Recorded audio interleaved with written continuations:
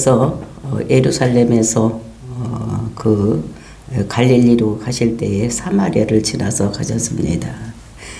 그 수가상 여자를 만나고 우물가에서 그와 대화하는 중에서 그 여자가 예수님이 메시아인 것을 발견하고 그 메시아를 발견한 그 감격에 의해서 마을로 달려 들어갔습니다. 그리고 이제 복음을 전한 거예요. 내가 예수를 만났다. 내가 메시아를 만났다. 또 그리스도를 만났다고. 그러면서 그가 자기의 과거 현재를 아는 그를 메시아라고 소개를 하면서 너희도 나와서 한번 봐라. 그가 메시아인지 또 그리스도인지를 내가 만난 메시아를 한번 나와서 봐라. 이렇게 전도를 합니다. 이 간증을 들은 많은 사마리아의 사람들이 이제 예수님 앞으로 달려 나오고 또 믿게 되고 이런 것들을 우리가 봅니다.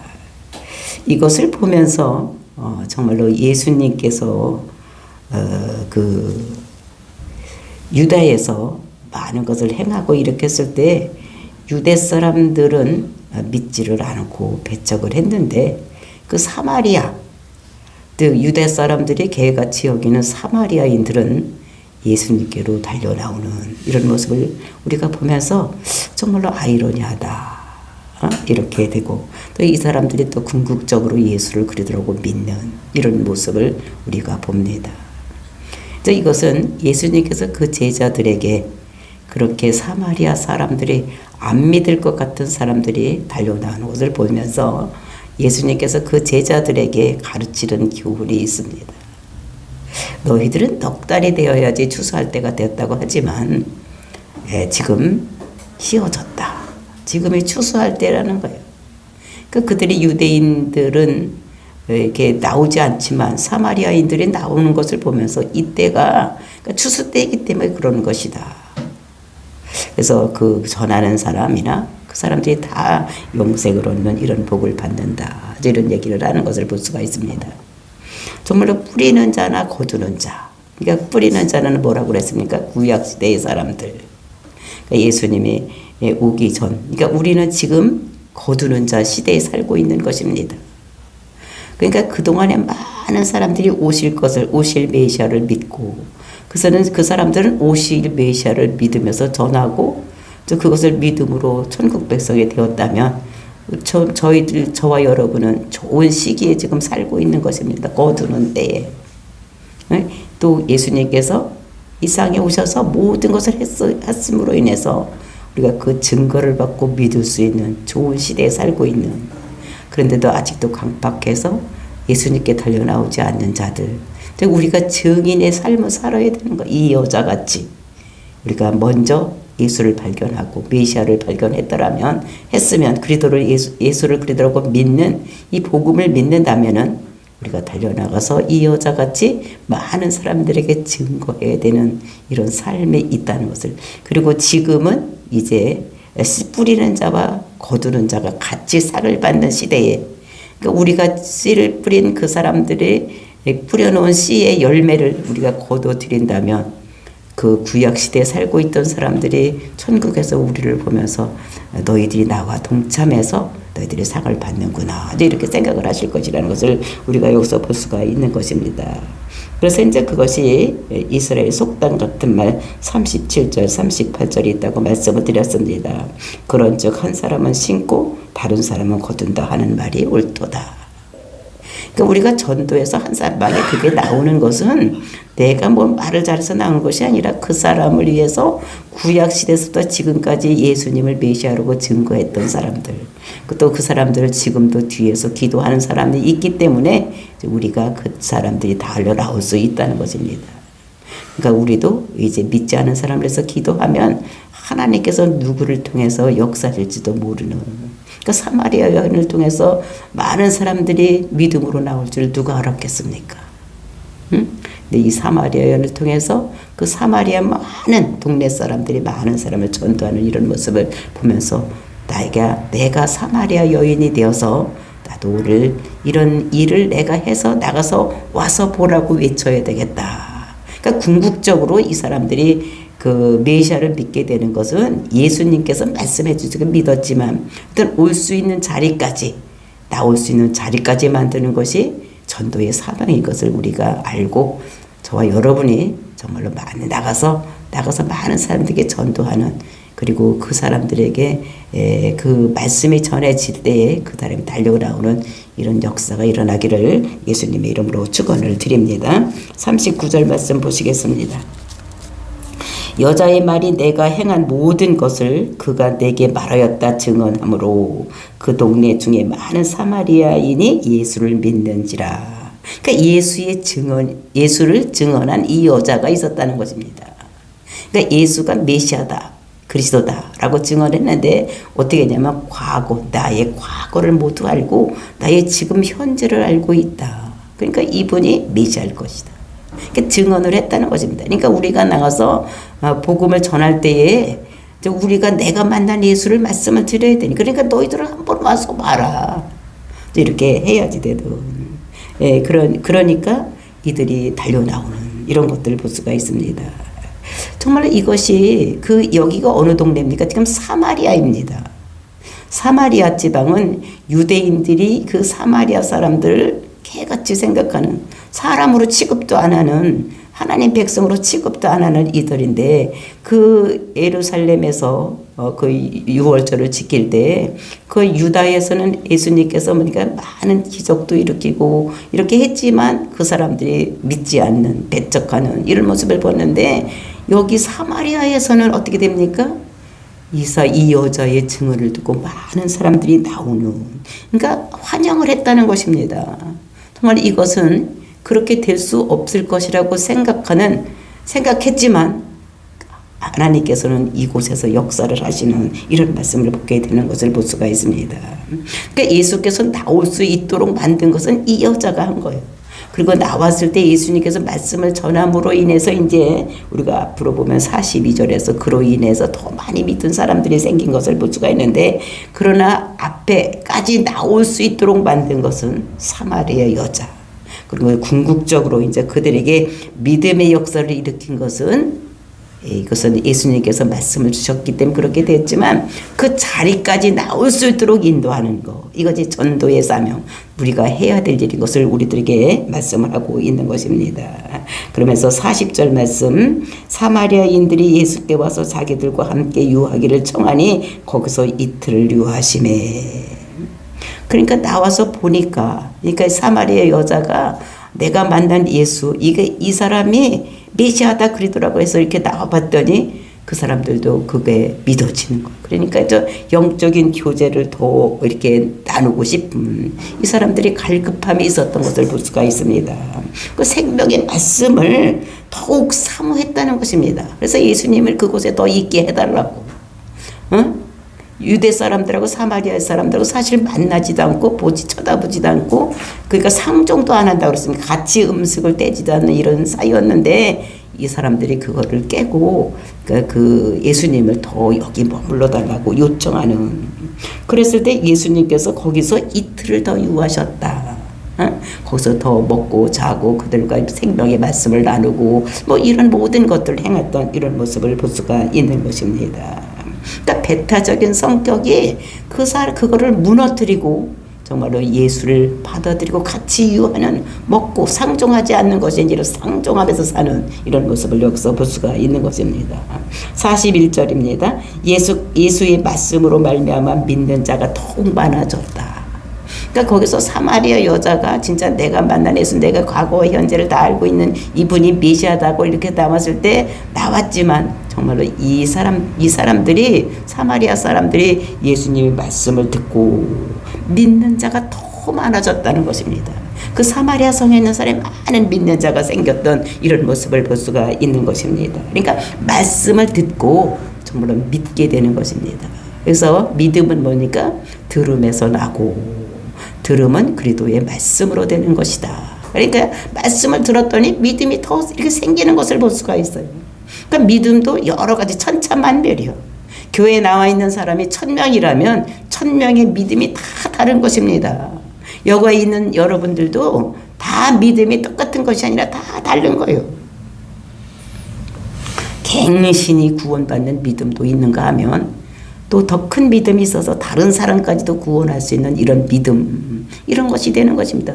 어떤 사람은 믿음이 없어서 넘어졌다가 믿음이 있는 것 같았지만 넘어지는 사람도 있는가 하면 갱신이 구원받은 사람도 있고 또 그것을 다른 사람에게까지도 전해서 다른 사람들 이길 수 있는 일으킬 수 있는 이런 믿음까지 가는, 그러니까 천차만별이라는 것을 우리가 볼 수가 있는 것입니다. 그래서 이제 그것을 천차만별에 대한 그 믿음을 이제 앞으로는 예수님께서 소개를 하고 있는 이런 모습을 우리가 이제 내일은 아마 그거를 볼 것입니다. 그리고 42절 말씀입니다. 그 여자에게 말하되 이제 우리가 믿는 것은 내 말을 인함이 아니니. 이제 이 여자에게 이제 사마리아 그 여자 자기들한테 와서 보라고 이렇게 전했을 때 이제 그에게 말려 나왔는데 이제 이 여자에게 말을 하는 것입니다. 이제 우리가 믿는 것은 네 말로 인해서 믿는 게 아니다. 그러니까 네가 증거하는 나의 과거와 현재를 알으니까 이 사람이 메시아다. 이런 것 때문에 우리가 믿는 것이 아니라는 것입니다. 우리가 믿는 이는 우리가 친히 듣고 그 자기들이 믿는 이유를 얘기를 하는 거예요. 뭐야? 우리가 친히 듣고 그가 참으로 세상의 구주신 줄을 알미었더라 하더라. 우리가 들어보니까 정말 이 예수님께서 친히 세상의 구주다.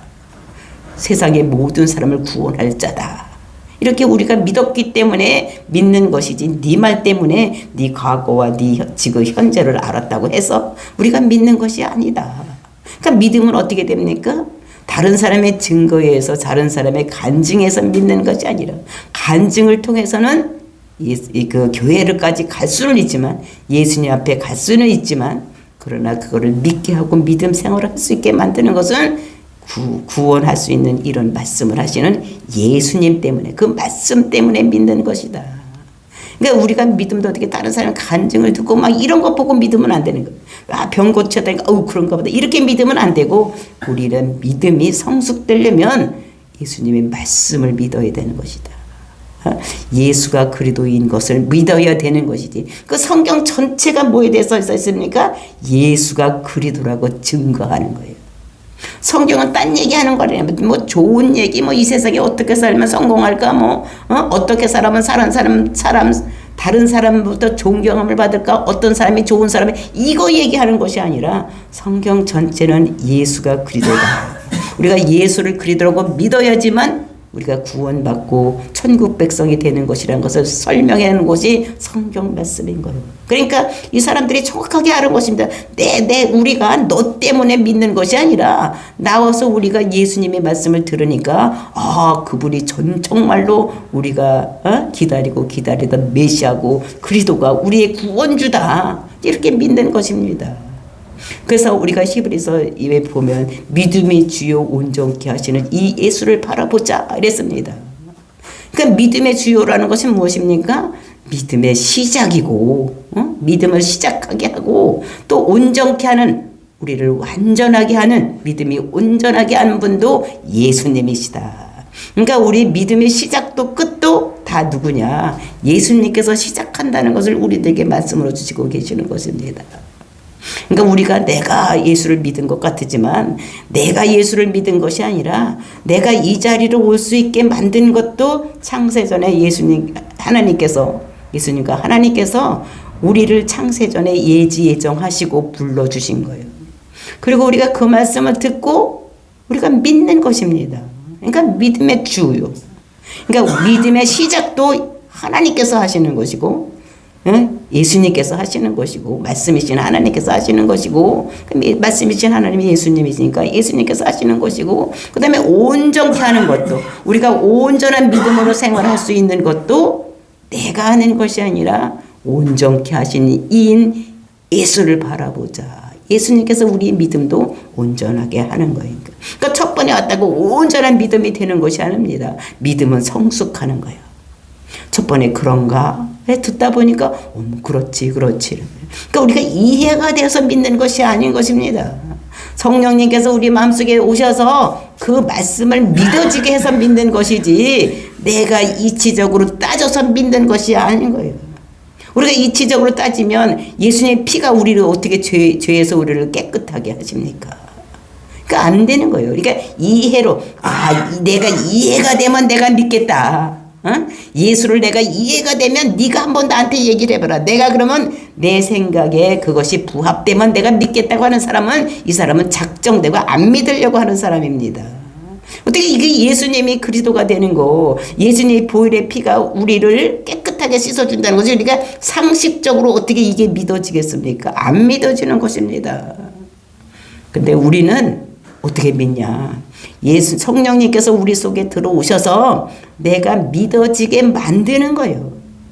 내가 예수님이 있는 자리까지 나올 수 있는 거, 교회까지 올 수 있는 것도 내가 내 발로 걸어온 것이 아니라 성령님이 인도해서 왔고, 성경의 말씀을 우리가 들을 때 이 듣는 귀가 열려진 것도 성령님께서 믿어지도록 귀가 열려지게 하는 것입니다.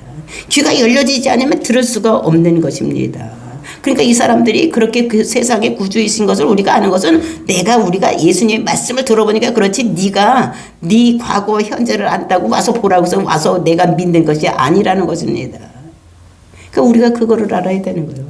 내가 예수를 믿는 것은 성령님이 우리 속에 들어와서 내가 믿을 수 있도록 귀를 열어주고 마음문을 열어줘서 그렇게 된 것이다 라는 것을 말하는 거예요. 43절 말씀 보십니다. 이틀이 지나면 예수께서 거기를 떠나 갈릴리로 가시매. 그러니까 여기서 이틀을 더 있고 이제 갈릴리로 가시는 거예요. 원래 이제 우리가 4장 1절에 보면 그 예루살렘을 떠나서 이제 갈릴리로 가는 중에 사마리아를 거쳐서 수가라는 정에 가서 그 여자를 만났던 이런 것들을 볼 수가 있어요. 그러니까 자기가 갈 길을 가는 것입니다. 44절 친히 등원하시기를 선지자가 고향에서 높임을 받지 못한다 하시고, 그래서 예수님께서 가시면서 친히 얘기를 하는, 뭐라고 얘기냐, 선지자가 고향에서 높임을 받지 못한다 하시고, 그러니까 선지자는 고향에서 높임을 받지 못한다. 근데 이걸 보면은 여기서 예언을 한 것인가? 그러니까 그 사마리아에 대한, 그 예수님의 고향이 어디입니까? 사마리아요. 나사렛. 그죠? 나사렛, 거기서 이제 어떻게 되면 이거 고향의 높임을 받지 못한다. 이것이 예언을 하는 것일까? 아니면 이것이 과거에 있었던 것을 증거하는 것일까? 근데 우리가 오늘 요한복음만 보면은 우리가 이것을 예언하는 것 같습니다. 이제 지나가다가 말로 그냥 예언하는 것 같아. 그런데 사복음서를 다 보면 예수님께서 나사렛에서 이렇게 믿지 않는 사람들을 보면서, 배척하는 사람들을 보면서 이제 그거에 대한 말을 한다는 것을 볼 수가 있는 것입니다. 정말 이것은 경험을 이야기를 하고 있는 것이다 라고 우리는 볼 수가 있는 것입니다. 그것이 우리가 누가복음 4장 16절서부터 보면은 그 나사렛에서 어떤 일을 당했는지를 볼 수가 있어요. 4장 16절 보니까 예수께서 그 자라나신 곳 나사렛에 이르사 안식일에 늘 하시던 대로 회당에 들어가서 성경을 읽으시려고 서심해 선지자 이사야 글을 들이거늘 책을 펴서 이렇게 기록된 데를 찾으시니라. 그러니까 나사렛 회당에 가서 말씀을 전할 때에 딱 폈더니 이사야서 61장이 나오는 거예요. 그것이 이제 18절입니다. 주의 성령이 내게 임하셨으니 나는 가난한 자에게 복음을 전하게 하시려고 내게 기름을 부으시고 나를 보내시고 포로된 자에게서 자유를, 눈먼 자에게서 다시 보게 함을 전파하여 눌린 자를 자유롭게 하고 주의 은혜의 해를 전파하려 하심이라. 이제 그 얘기를 하는데 그것이 무엇입니까? 이것이 은혜의 해라는 것은 희년을 얘기를 하는 거예요. 모든 것이 돌아오는 거예요. 그 복음을 전하기 위해서 지금 예수님께서 어떤 일이 일어났는가 하면은 그 성령이 내게 임하셨다는 거예요. 성령이 임하셔서, 그러니까 가난한 자에게 복음을 전한다. 그러니까 심령이 가난한 것을 얘기를 하는 것입니다. 물질적으로 가난한 것이 아니라 심령이 가난한 자에게 어떻게 하면 천국까지, 메시아는 누구실까, 막 이런 것을 기다리고 있는 사람입니다. 그랬더니 전하게 하시려고, 가난한 자 복음을 전하게 하시려고 어떤 일이 있었느냐, 기름이 부어졌다는 거예요. 성령과 능력을 기름부터 부어받는 이런 역사가 일어났다는 것입니다. 그래서 나를 보내서, 그래서 기름을 부어서 그때 성령이 임하게 해서 이 말씀을 전하게 했는데, 그것이 이사야서 61장에 나오는 거 어떤 것입니다. 제일 먼저 포로된 자가 자유케 되는, 이게 매여있는 자에게, 죄에 매여있는 이런 사람들을 자유하게 만들기 위해서 지금 예수님께서 기름 부어서 그 일을 하게 하신다는 것입니다. 두 번째로는 눈먼 자를 보게 하고, 그러니까 소경된 자를 보게 하고, 그리고 이제 그 눌린 자를 자유하게 하는.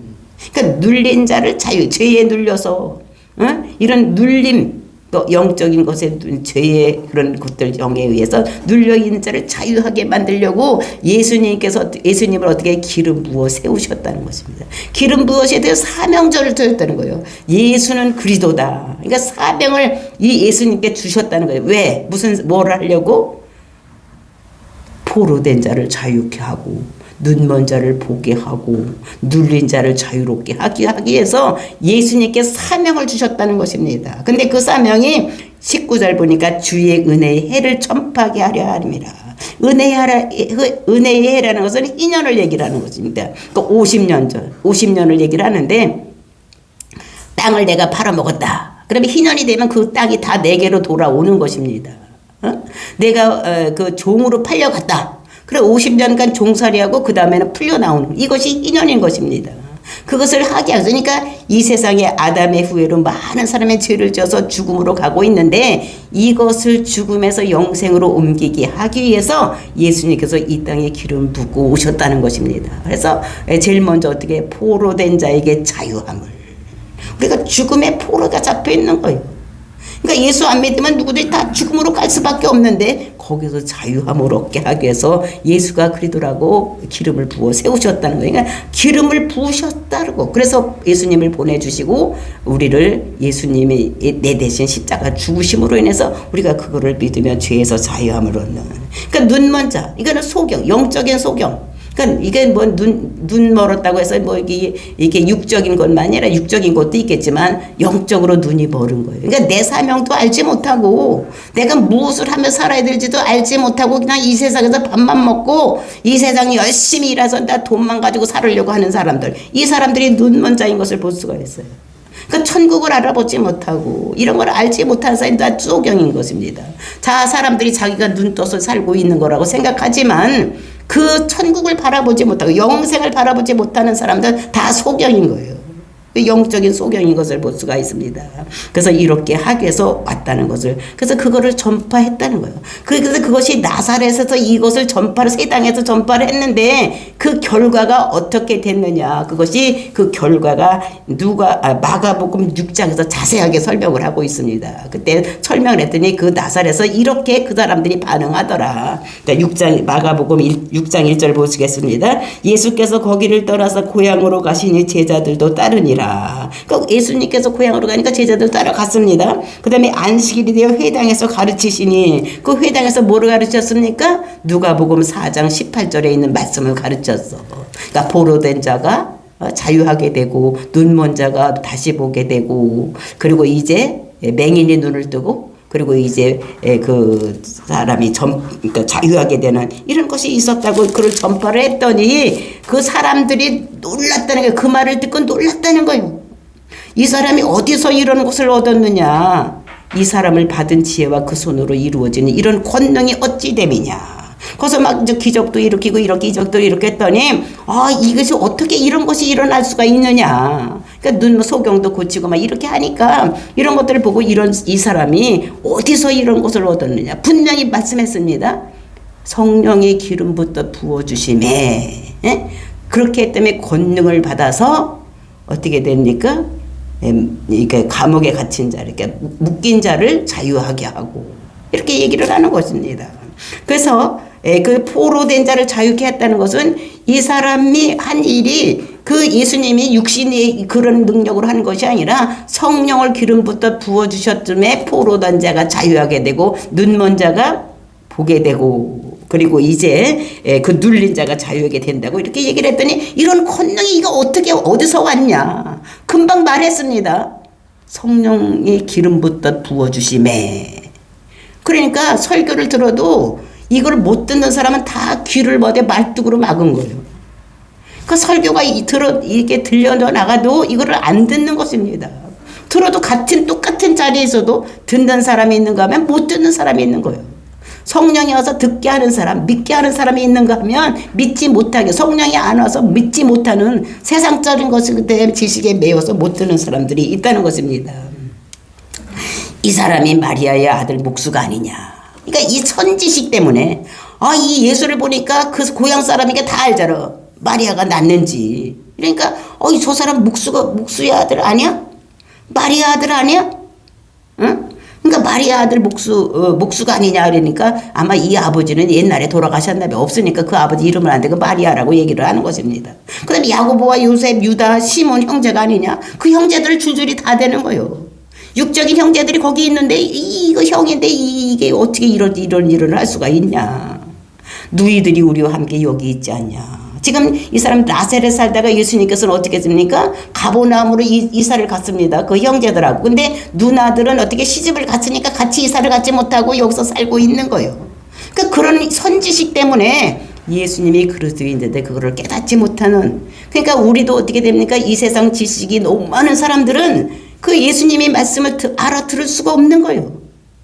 이게 선지식이 좋은, 이렇게 많이 배운 사람들로 성경을 더 잘 깨달아야 되는데 그 선지식이 있기 때문에 이것을 깨닫지 못하게 하는 이런 것을 볼 수가 있습니다. 그래서 예수를 배척하는 거. 이거 마리아 아들 아니야?